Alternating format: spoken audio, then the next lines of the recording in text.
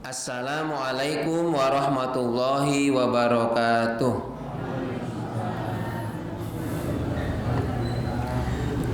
Marilah kajian pasolatan malam Rabu ini kita awali terlebih dahulu dengan bersama-sama membaca syahadat, ikrar dan doa hendak belajar. A'udzu billahi minasy syaithanir rajim. Bismillahirrahmanirrahim. Asyhadu an la ilaha illallah wa asyhadu anna Muhammadan abduhu wa rasuluh. Raditu billahi rabba wa bil islami dina wa bi Muhammadin nabiyya wa rasula. Rabbi zidni ilma warzuqni fahma. Amin. Alhamdulillahi rabbil alamin, alladzi khalaqal mauta wal hayata liyabluwakum ayyukum ahsanu amala. Asyhadu an la ilaha illallah wahdahu la syarikalah wa asyhadu anna Muhammadan abduhu wa rasuluh la nabiyya ba'dah. Allahumma shalli ala Muhammad wa ala alihi wa ashabihi wa man tabi'ahu bi ihsanin ila yaumil qiyamah. Amma ba'd. Rabbis shrahli sadri wa yassirli amri wahlul 'uqdatam min lisani yafqahu qawli. Allahumma inna nas'aluka ilman nafi'a wa rizqan thayyiba wa amalan mutaqabbala. Amin. Ibu bapak adik-adik jamaah kajian malam Rabu pasolatan di Masjid Nurul Huda 19 Blondong rahimakumullah. Alhamdulillah, kita panjatkan syukur kehadirat Allah Subhanahu wa taala atas segala limpahan nikmat yang dianugerahkan kepada kita semua. Begitu banyaknya nikmat Allah, maka kita patut juga banyak-banyak bersyukur kepada Allah. Meskipun kita tidak bisa menyebutkan nikmat Allah satu persatu, apalagi sampai menghitungnya. Alhamdulillah, cuaca hari ini bagaimana? Dingin ya. Di luar semula hujan tadi, sekarang reda, terang ya, alhamdulillah. Tadi pagi dan tadi siang diingatkan dengan gempa. Alhamdulillah jenengan dalam keadaan sehat. Gempa berlalu tetapi jenengan tidak ikut berlalu ya. Maksudnya tetap survive ya. Beda-beda, ada orang yang di sekolah, ada yang di kantor, ada yang di tempat kerja, di masjid dan lain-lain ya. Beragam tempatnya dengan beragam kejadian. Tetapi malam ini kita tidak bahas gempa. Bahasnya mengenai hujan dikaitkan dengan sholat. Sholawat dan salam semoga Allah tetap curahkan kepada junjungan kita Nabi Muhammad sallallahu alaihi wasallam. Ini hari Selasa terakhir di bulan Januari. Selasa minggu depan itu sudah bulan Februari. Berikutnya lagi hampir mendekati Ramadan. Ini tanggal 7 apa 8 Sya'ban ya. 23 harian lagi ya. Jadi sudah ada persiapan sebaiknya untuk kita semua. Hari Selasa tanggal 27 Januari 2026, pertemuan ke-259. Judul kita kajian malam hari ini yaitu hukum sholat ketika turun hujan. Hukum sholat fardu ketika terjadi turun hujan. Ya, kita ngaji ini supaya tahu karena memang ada dasar-dasarnya. Disclaimer ini, sekiranya nanti ada perbedaan pendapat, nanti ada dua pendapat ini, itu saya tidak memaksa jenengan mau pilih yang mana. Silahkan mau yang pilihan pertama atau pilihan kedua, silahkan. Saya tidak mempunyai kewenangan untuk mendoktrin jenengan kudu melaku, nggak bisa. Meskipun jenengan ngaji dengan saya tidak mewajibkan jenengan ikut saya. Ya, saya menyampaikan apa yang sudah disampaikan oleh guru-guru ngaji kita ya. Keputusannya ada di jenengan. Suka atau tidak suka silahkan ikuti. Kalau memang bagus ikuti, kalau tidak tinggalkan ya, nggak apa-apa ya. Cari yang lebih bonafid lagi. Ada beberapa pertanyaan mendasar ini ya. Bagaimana hukum sholat fardu ketika turun hujan? Ini berarti dikaitkan dengan fikih. Apakah boleh, apakah makruh atau mubah atau haram malah ya ketika turun hujan, bagaimana? Kemudian apakah ketika terjadi hujan sholat fardu boleh dijamak?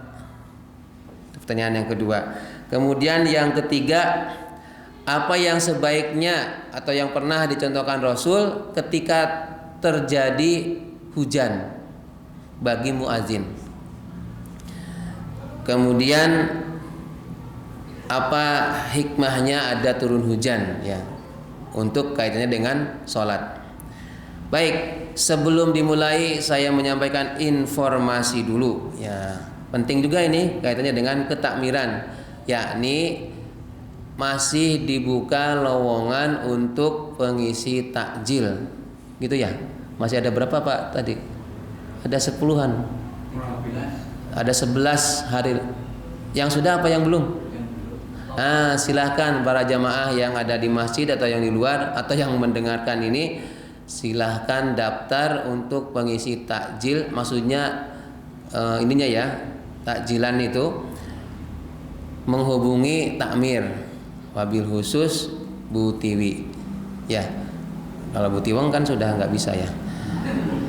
Ada yang mau nyusul ya, dulu kan dihandle Bu Tiwong almarhumah, terus sekarang diestafetkan ke Bu Tiwi. Silahkan bagi yang mau mengisi untuk takjilan, boleh sendiri, boleh berdua, boleh sekelompok ya, atau alumni sekolahan atau teman-teman goes, silahkan.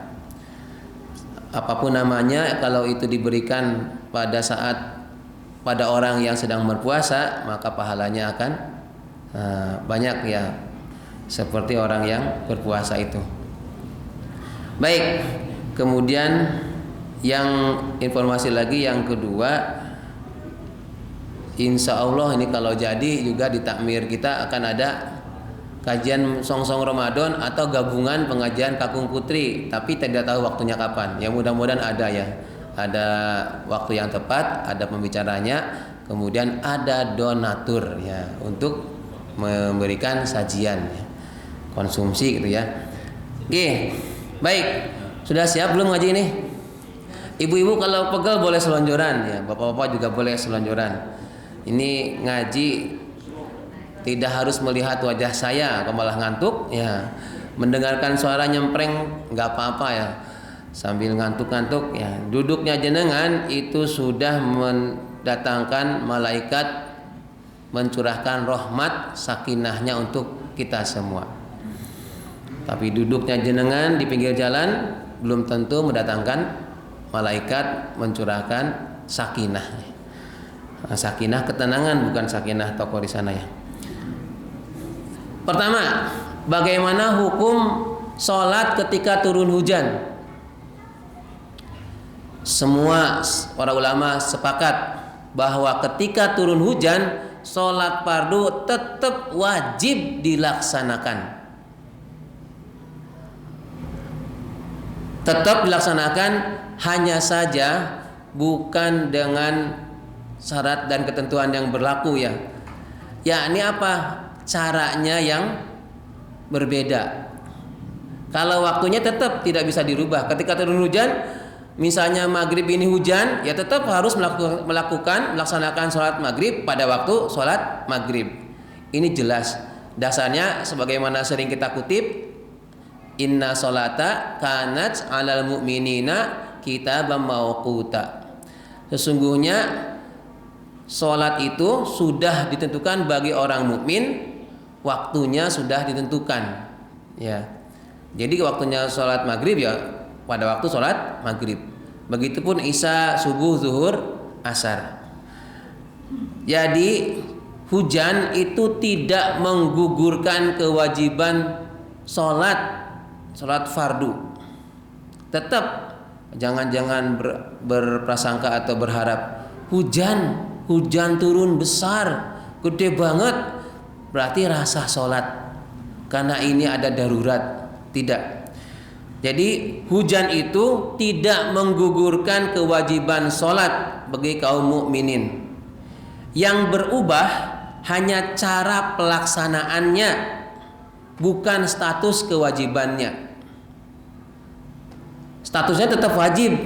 Lalu bagaimana maksudnya dengan cara pelaksanaannya?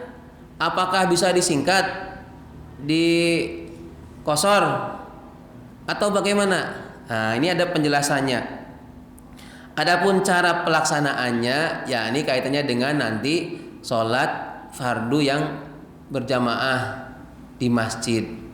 Nah, kalau pas keadaan cuacanya normal bisa dilakukan berjamaah di masjid. Tetapi kalau pas hujan tidak wajib. Ya, boleh mengerjakan sholat fardu di rumah ketika turun hujan. Jadi poinnya ketika pertanyaan dasar bagaimana hukum sholat ketika turun hujan, maka jawabannya tetap wajib melakukan sholat fardu. Tidak bisa menggeser waktunya sholat duhur karena hujan terus geser jadi di asar, tidak bisa. Hujannya deras banget, maghrib kewais, maghrib pas isya. Nah, kecuali nanti ada pendapat yang soal yang kedua ya. Itu yang pertama. Kemudian yang kedua, bolehkah menjamak sholat ketika turun hujan? Boleh atau tidak? Ada yang jawab boleh, ada yang jawab tidak. Ada yang juga tidak menjawab. Karena kalau saya jawab tidak, padahal iya. Kalau saya jawab iya, padahal tidak. Mending menang. Memang diam itu cari aman ya. Untungnya nggak dibiji. Kalaupun benar ya tetap nggak bakal dapat poin dari saya ya. Hadirin hakumullah, di awal saya menyampaikan bahwa nanti akan ada beda pendapat. Maka sekali lagi saya tidak mewajibkan ikut saya, tidak ya. Ada dua pendapat untuk menjawab dua pertanyaan tadi atau pertanyaan kedua. Bolehkah menjamak sholat fardu ketika turun hujan? Yang pertama, boleh. Yang kedua, tidak boleh. Bagaimana ini penjelasannya? Penjelasannya begini. Untuk yang boleh, ini sebagaimana dalam kitab Al-Um karangan Imam Syafi'i. Maka para Syafi'iyah, artinya yang para pengikut Imam Syafi'i itu membolehkan sholat fardu untuk dijamak ketika turun hujan, tetapi khusus untuk sholat maghrib dan isya saja. Selain sholat maghrib dan isya tidak bisa dijamak atau tidak boleh dijamak ketika turun hujan. Ini saya kutip dari kitab Al-Um. Wa idza kanatis sama'u tamturu mataran yashukku ma'ul khuruj ilal masjid fala ba'sa ayyusalli ar-rajul fi baitihi wa yada'al jamaah. Apabila hujan turun sehingga menyulitkan untuk keluar menuju masjid, maka tidak mengapa seseorang sholat di rumahnya dan meninggalkan jamaah.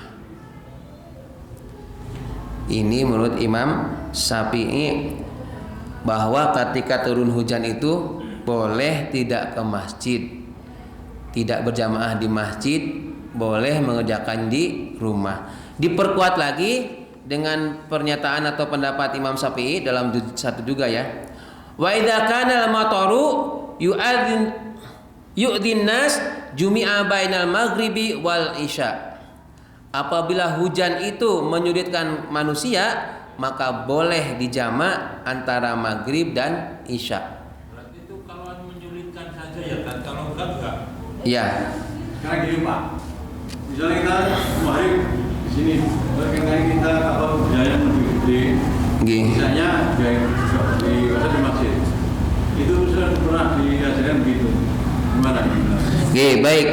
Kayaknya ini tadi saya di awal sudah menyampaikan nanti akan ada ikhtilaf muktabar ya, ikhtilaf yang mempunyai dua dasar masing-masing. Baik, bagaimana dengan penjelasan ini menurut Imam Syafi'i ini ya? Jadi ketika turun hujan dan itu menyulitkan seseorang untuk datang ke masjid padahal sudah waktunya sholat fardu, maka ia boleh melakukan sholatnya di rumah. Bahkan boleh meninggalkan jamaah di masjid. Syaratnya ini adalah yasyukku mahul khuruj ilal masjid. Yasyukku syakun, artinya kesulitan. Yang dimaksud dengan kesulitan untuk karena hujan itu bisa jadi kalau ia maksa ke masjid pakaiannya kotor, ada kecipratan dan lain-lain, atau ketidaknyamanan, tidak aman dia pergi ke masjid ketika turun hujan. Apalagi ada petir misalnya, bawa payung, ada petir, kena malah. Maksudnya mau ke masjid sholat fardu malah kena petir ya. Kemudian dan lain-lain. Itu yang ekstrimnya ya. Artinya yang menyulitkan. Selama itu menyulitkan, maka menurut Imam Syafi'i boleh sholat fardunya di rumah. Boleh tidak berjamaah di masjid. Menyulitkan.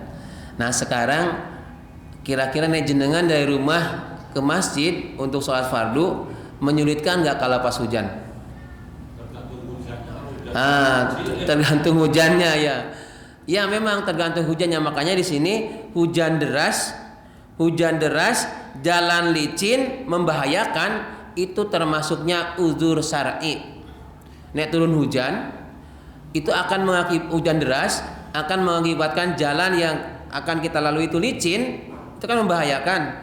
Lalu itulah yang dinamakan sebagai uzur syar'i. Ya uzur yang syar'i karena jenengan juga maksa pas turun hujan, jalannya licin, kepleset, malah kena pokoknya cedera gitu ya, malah repot. Maka apa?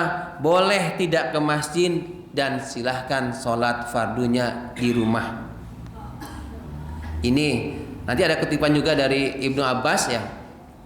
Ibnu Abbas namanya Abdullah bin Abbas radhiyallahu anhuma ya. Dulu pernah saya bahas ya, kenapa disebut huma? Kenapa menggunakan huma? Shollu fi buyutikum. Salatlah di rumah kalian ketika turun hujan. Nanti saya bacakan utuh hadisnya. Ketika turun hujan, lalu Ibnu Abbas ini menyuruh kepada muazzinnya. Ketika setelah selesai asyhadu anna Muhammadar Rasulullah, harusnya atau biasanya kan ketika adzan baca apa? Hayya 'alas shalah. Itu diganti shollu fi buyutikum. Ini hadisnya sahih riwayat Muslim. Ada juga riwayat Bukhari, mirip redaksinya. Jadi pertanyaan yang kedua, bolehkah sholat fardu dijamak ketika turun hujan? Boleh menurut Imam Syafi'i. Tapi dengan catatan hujannya itu deras, sehingga membuat jalanan atau akses menuju masjid licin, terkendala, bahkan dapat membahayakan keselamatan. Boleh dijamak. Khusus lagi dalam pernyataan kitab Al-Um tadi, Wa jumi'a bainal maghribi wal isya. Digabungkan antara maghrib dengan isya. Jadi yang hanya boleh dijamak menurut Imam Syafi'i ketika turun hujan hanya sholat maghrib dan sholat isya. Sedangkan sholat zuhur, asar, subuh itu tidak boleh dijamak. Memang kan sholat yang bisa dijamak qashar itu ada 4 ya. Zuhur dengan asar, ini pasangannya ini nggak boleh diganti pasangannya. Maghrib dengan isya. Ojo gawe-gawe anyar. Aku kan kreatif. Jadi aku bikinnya jama antara asar dengan maghrib. Ora iso. Itu namanya mengada-ngada syariat. Gak boleh. Kalau mau menjama atau mengqashar, jadi menggabungkan di zuhur atau di asar, atau menggabungkan maghrib dengan isya atau kebalikannya. Dan boleh diqashar, diringkas. Kecuali zuhur itu jadi 4 semula jadi 2. Isya asar jadi 4 jadi 2. Isya 4 jadi 2. Nek maghrib ojo diparo, tetap telu. Misalkan dibagi 2 berarti 1,5. Kan lucu ya. Begitu ruku, sami Allahu liman hamidah, assalamualaikum. Ya kan nggak bisa. Syariatnya adalah ketika sholat maghrib dijamak tetap 3 rakaat. Kemudian pendapat yang kedua, bolehkah menjama sholat fardu ketika turun hujan? Tidak boleh. Kenapa tidak boleh? Ini dasarnya bahwa menjama sholat itu khusus atau especially ketika safar, ketika melakukan perjalanan menuju ketaatan atau dalam ketaatan kepada Allah. Tapi nek piye bal-balan misalnya, saya mau nonton bola ini, sholat asarnya dijamak dengan zuhur gimana? Ya nanti jenengan pilih yang bela-belain Allah atau bela-belain bal-balan ya. Ini nyinggung saya ini. Jadi ketika turun hujan tidak boleh dijamak menurut pendapat yang kedua. Alasannya kalau menjamak sholat atau mengqashar sholat itu khusus ketika perjalanan atau safar. Melakukan perjalanan atau safar baru dibolehkannya untuk menjamak. Itu pun tertentu. Zuhur dengan asar, maghrib dengan isya. Ini 2 pertanyaan sudah terjawab ya. Pertanyaan pertama itu bagaimana hukum sholat ketika turun hujan? Sudah. Bagaimana bolehkah bolehkah menjama sholat ketika turun hujan? Jawabannya ada 2, boleh dan tidak boleh. Kalau boleh menurut Imam Syafi'i, khususnya ketika maghrib dan isya. Syaratnya hujannya itu membuat licin jalanan, deres, membahayakan keselamatan. Tanya Pak. Oke, boleh. Itu kalau maghrib sama isya itu biasanya 2 rakaat atau berapa? Oke, baik. Pertanyaannya, ketika menjama sholat maghrib atau isya ya, pertanyaannya bagaimana dengan jumlah rakaat sholat isya? 4 rakaat atau 2 rakaat? Karena ini dijama itu ada kebolehan rukhsahnya mengqashar, maka maghrib 3 rakaat, isya 2 rakaat. Tapi kalau mukim di sini ya, karena kan tidak keburu-buru dalam perjalanan, maka lakukan aja 4 rakaat. Cuma waktunya diikutkan ke maghrib atau maghribnya diikutkan ke isya. Ini satu lagi. Boleh. Kalau pas hujan kan voli buyut itu diujarkan sekali atau 2 kali? Oke. Baik, ketika muadzin itu mengucapkan shollu fi buyutikum, di sini tidak disebutkan 2 atau 3 kalinya. Cuman redaksinya setelah bacaan asyhadu anna Muhammad Rasulullah itu shollu fi buyutikum 1 kali. Ya. Tidak dicontohkan dalam hadisnya itu 2 kali. Ini saya bacakan aja ya. Ini biar lebih mantap nih. An Ibnu Abbas radhiyallahu anhuma annahu qala li muadzinihi fi yaumi matar. Idza qulta asyhadu an la ilaha illallah wa asyhadu anna Muhammadar Rasulullah fala taqul. Janganlah kamu ucapkan hayya 'alas shalah. Qul shallu fi buyutikum. Alon-alon ini dari Ibnu Abbas radhiyallahu anhuma, ia itu berkata kepada muazzinnya ketika yaumi matar, pada saat turun hujan, pada hari itu turun hujan. Apa yang diucapkan Ibnu Abbas kepada muadzin? Idza qulta, apabila kamu mengucapkan atau membacakan asyhadu an la ilaha illallah, setelah selesai membaca asyhadu an la ilaha illallah wa asyhadu anna Muhammadar Rasulullah, fala taqul, janganlah engkau ucapkan, engkau bacakan hayya 'alas shalah sebagaimana biasa lafaz azan. Kul, katakanlah shallu fi buyutikum, salatlah kalian di rumah-rumah kalian. Itu dasarnya. Jadi yang ini pertanyaan ketiga sih aslinya. Jadi muadzin itu dianjurkan ketika turun hujan deras maghrib ini, shallu fi buyutikum. Ini zaman Ibnu Abbas ya. Tetapi kalau sekarang dipraktekkan kayaknya banyak yang protes ya. Karena kan sederas-derasnya hujan masih bisa pakai payung, pakai mantrol atau jas hujan, mungkin pakai kendaraan. Ya, capek-capek malah di koning omah, tekan masjid ke piye. Nah, ya tetap lakukan di sini. Dan ini pun harus sepengetahuan atau sepemahaman takmir dan jamaah.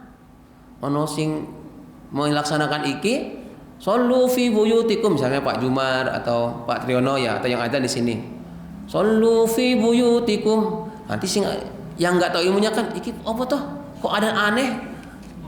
Ono wae misalkan. Tapi kan malah diseneni, malah dicurigai karena belum tahu ilmunya. Jadi kalau memang belum ya disampaikan yang benar, diajarkan. Kalaupun belum, ya normal aja dulu aja. Hayya 'alas shalah, hayya 'alas shalah, hayya 'alal falah. Falah gitu seperti biasa lafaz adzan. Ya. Ini saya tidak merekomendasikan nek pas maghrib hujan deras. Sapa sing teko awal sing datang ke sini adzan kok diganti rasa nganggo hayya 'alas shalah, hayya falah. Ganti shallu fi buyutikum. Nanti malah pada enggak ke masjid. Nanti sing adzan ya kuwi, sing imam ya kuwi, sing qomat ya kuwi, sing imam juga itu, makmum juga itu. Karena disuruh salat di rumah ya. Shallu fi buyutikum itu artinya salatlah kalian semua di rumah. Oke. Dulu pernah saya bahas ini pas zaman Covid ya, ngaji shallu fi buyutikum itu.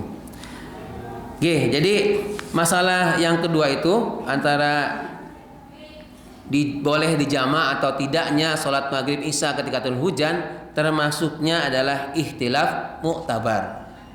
Dalam fikih ya, khilaf fikih mu'tabar. Jadi kalau yang dulu pernah saya sampaikan, apa sih maksudnya ikhtilaf mu'tabar itu? Jadi perbedaan yang masing-masing punya dasar, ada dasarnya, ada kekuatan hukumnya. Khilaf fikih itu perbedaan pendapat ulama dalam masalah hukum syariat. Hukum syariat ya. Kemudian yang dimaksud dengan mu'tabar artinya diakui, sah atau layak untuk dihormati, untuk diterapkan. Jadi khilaf atau ikhtilaf mu'tabar itu perbedaan ulama cara menghasilkan keputusan itu, kesimpulan itu memang benar. Lalu yang keempat, masalahnya terkait dengan furu' atau cabang, bukan masalah akidah. Kalau akidah harus saklek, nggak boleh menurut ini. Kalau menurut pendapat si ini Allah itu boleh disembah, buat ini nggak harus disembah misalnya. Nah itu akidah nggak bisa, harus disembah ya harus disembah semua.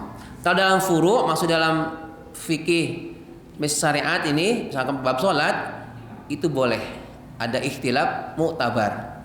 Jadi saling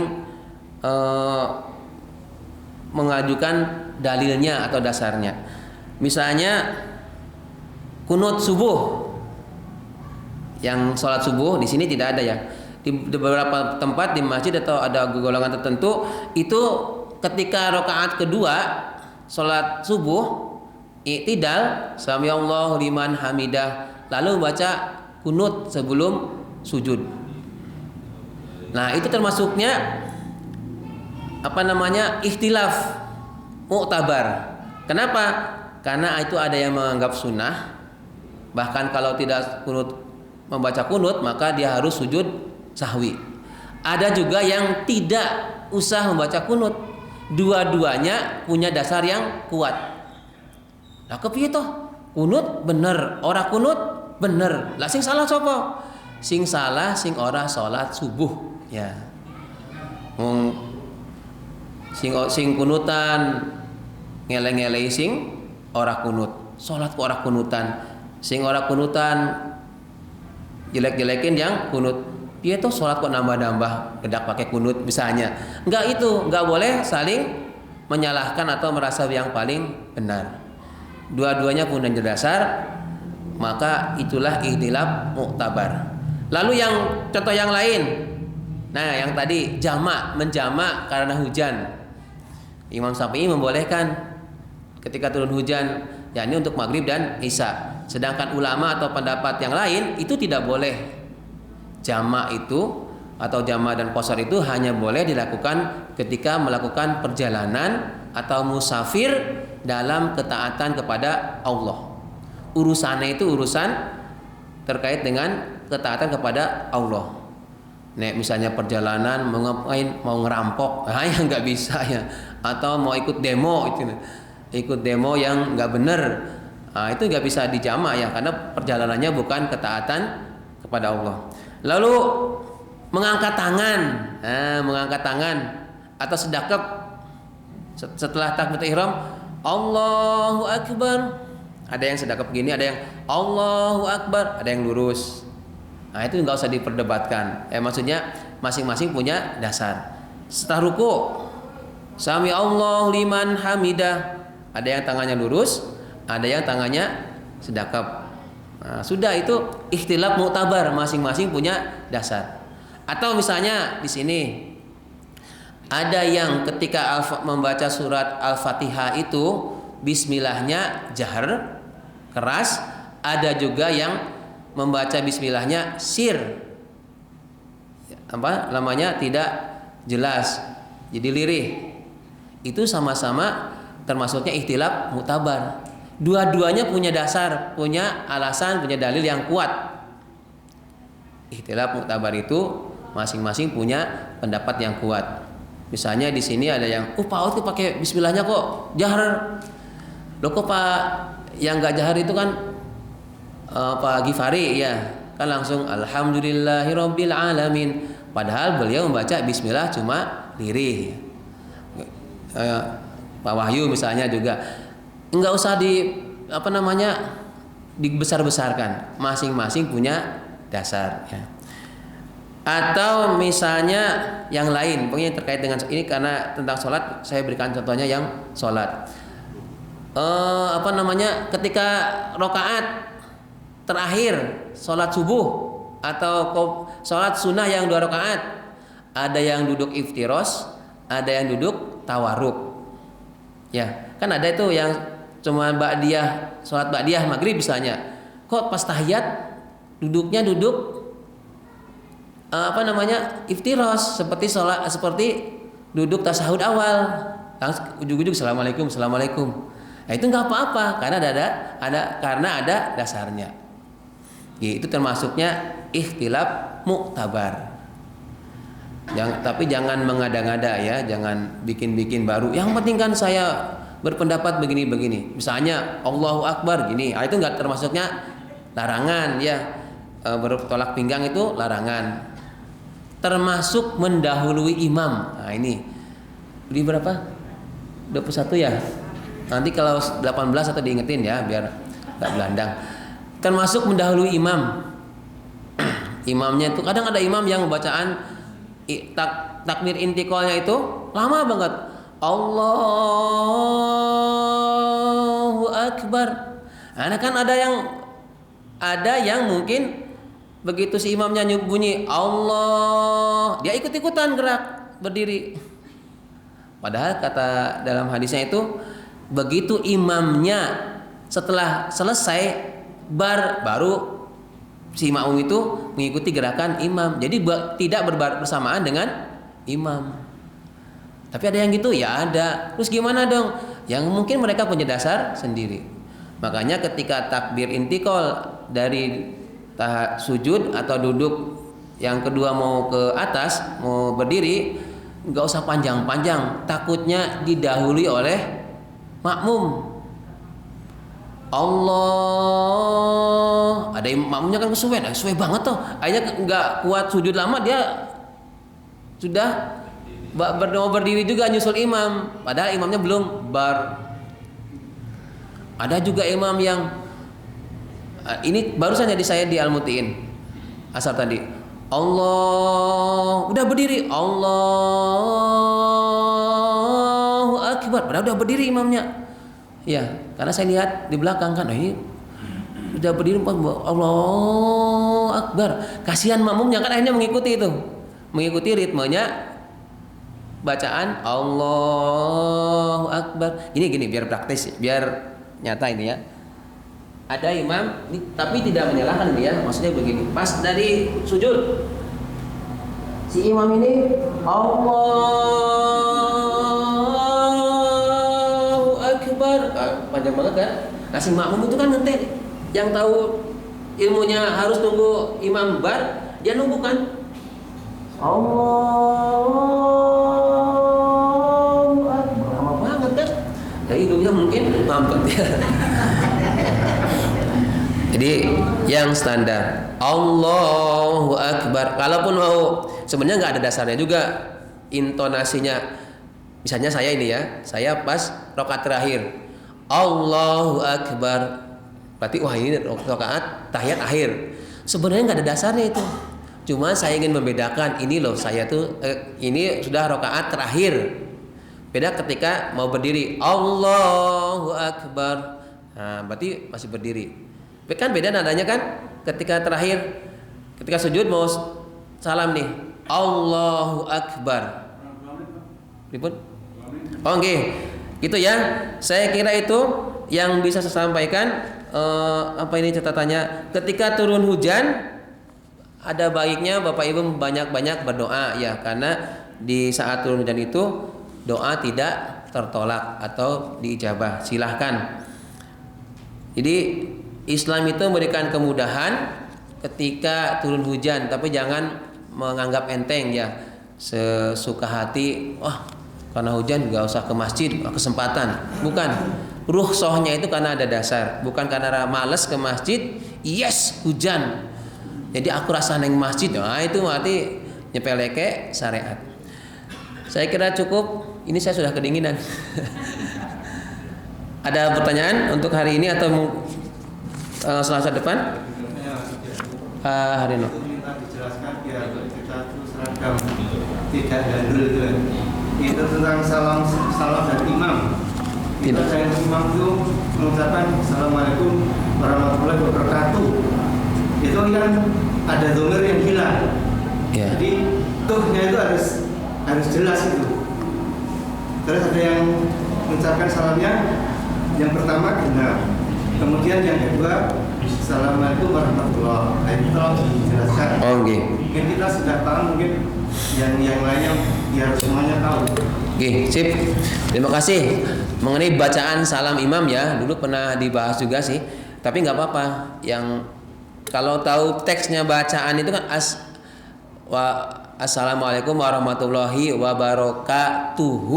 Diwakafkan tuh, haknya itu sebagai domir hu, Allah itu kena, bukan wa barakatuh tapi tuh. Adapun nanti bacaannya yang lengkap Assalamualaikum warahmatullah, yang keduanya Assalamualaikum, itu sama ya, termasuknya juga ini ikhtilaf mu'tabar ya. Kalau saya mending baca lengkap semua karena ada dasarnya juga. Assalamualaikum warahmatullahi wabarakatuh, Assalamualaikum warahmatullahi wabarakatuh. Insya Allah minggu depan temanya tentang bacaan salam ya. Oke, cukup pas. Mari kita, ada pertanyaan? Gak ada kan? Kita akhiri dengan bersama-sama baca doa kafaratul majlis. A'udzu billahi minasyaitonir rajim. Bismillahirrahmanirrahim. Subhanakallahumma wa bihamdika asyhadu an la ilaha illa anta astaghfiruka wa atubu ilaik. Alhamdulillahi rabbil alamin. Assalamualaikum warahmatullahi wabarakatuh.